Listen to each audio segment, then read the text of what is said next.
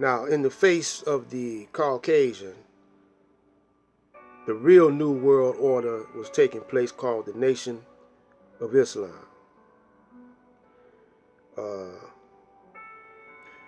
Now, first point. In these days and time, you hear of food poisoning, you hear of all types of things happening to the food supply, to the water supply, to the seeds that grow the food, to the farmers. You're hearing all types of stories, and they got pesticides all on the food and whatever. And so it's hard to eat healthy now. But Elijah Muhammad, in his teachings on how to eat to live, he taught the believers how to be farmers. And he had several farms. His chickens, even though he wasn't in favor of eating meat, but in the Bible it tells you what types of meat you could eat. And even though the chicken is a nasty bird, the messenger cleaned the chicken up. He turned the chicken into a Muslim. He cleaned that chicken up by not letting his feet touch the ground. And the chicken wasn't eating anything. He fed the chicken, whole grain or whatever grain that was conducive to a chicken.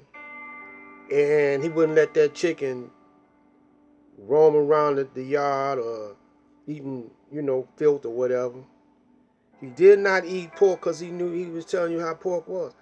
But his farms were growing healthy food.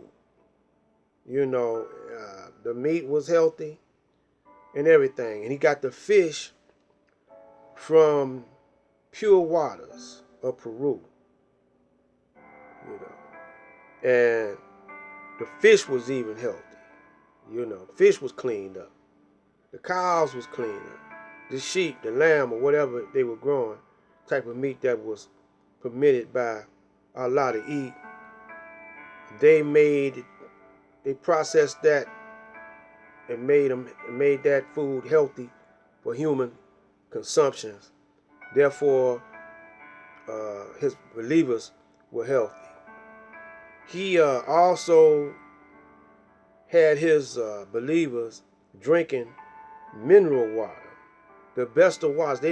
They wasn't bottling water like they bottling back, like they bottling now. So his believers drunk mineral water and from the healthiest parts of the Michigan, and purified their water. They boiled it. He was telling his believers to boil it. Now, that's New World stuff right there, because the old world, they don't care up until this day. They poison in the water, doing all types of things to the seed that goes in the ground. And so that was New World.